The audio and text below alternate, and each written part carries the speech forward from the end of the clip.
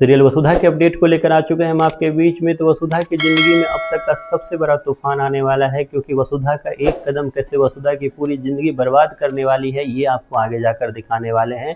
क्योंकि जल्द ही वसुधा सीरियल में आपको 1 साल की लीप दिखाई जाएगी और 1 साल के बाद कैसे वक्त, हालात और जज्बात सब के सब बदलते हुए नजर आएंगे, ये भी आपको दिखाया जाएगा। क्योंकि रिसेंट एपिसोड में जहां एक तरफ वसुधा इस गिल्ट में जी रही है कि उसकी वजह से दादीसा खुश नहीं है, उसकी वजह से चौहान परिवार का जो माहौल है वो खराब हो रहा है, तो वहीं पर दूसरी तरफ हमने ये भी देखा किस तरीके से पंडित जी को अब याददाश्त आ रही है कि किस तरीके से फिर से एक मौका है, फिर से एक उपाय है। अगर ये उपाय कर लिया जाए तो चौहान परिवार में प्रभात की जान जाने से बच सकती है। प्रभात की जान जाने से बचेगी तो वहीं पे चंद्रिका और वसुधा का जो रिश्ता है वो सास बहू का हो जाएगा। इसलिए जल्द ही जो पंडित जी है वो बुलाकर वसुधा को ये उपाय बताते हुए नजर आएंगे। पंडित जी को दिखाई दिया कि एक मंदिर है, एक शिवलिंग है, और उसके बाद पंडित जी के मुंह से निकला वसुधा, और उसके बाद आपको जल्द दिखेगा कि पंडित जी ने तुरंत फिर वसुधा को उसी मंदिर में बुलाया है जिस मंदिर में कभी चंद्रिका और वसुधा ने डिसाइड किया था कि आगे जाकर उसे क्या करना है, कैसे दादीसा के लिए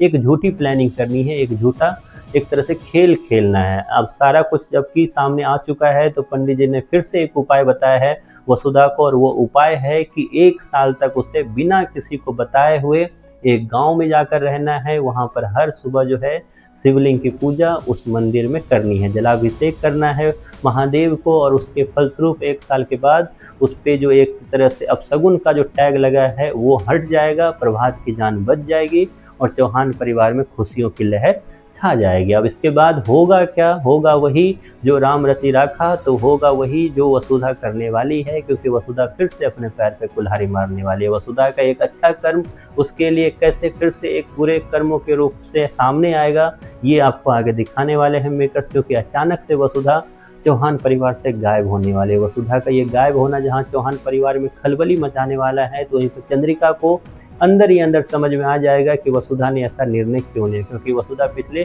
कई दिनों से चंद्रिका से बातें कर रही थी कि उसे ये घर छोड़ के जाना चाहिए, क्योंकि अगर वो जाती है तो सब कुछ ठीक हो जाएगा, क्योंकि वही है इस घर में जिसकी वजह से सब कुछ एक दूसरे के लिए तनातनी का माहौल हो रहा है। अब ऐसे में वसुधा अचानक से गायब हो जाएगी, जिसके बाद देव जो है काफ़ी ढूंढते हुए नजर आएंगे, पूरा परिवार हर जगह ढूंढता हुआ नजर आएगा, लेकिन कहीं वसुधा उनको नहीं मिलेगी। ऐसे में देव जो है पुलिस को खबर करते हुए नजर आएंगे। पहली बार चौहान हाउस में पुलिस भी आती हुई नजर आएगी और पुलिस भी ढूंढ कर थक जाएगी, लेकिन कहीं से भी वसुधा का पता नहीं लगेगा।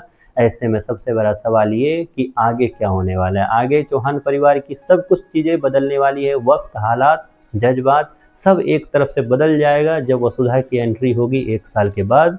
1 साल के बाद, या यूँ बोलूँ कि 1 साल का वनवास के बाद वसुधा क्या कुछ देखती हुई नजर आएगी इस चौहान परिवार में। क्या वसुधा को एक्सेप्ट किया जाएगा 1 साल के बाद, इस पे बात करेंगे एक और वीडियो में। फिलहाल आपको कैसा लग रहा है वसुधा के लेटेस्ट ट्रैक, इसके बारे में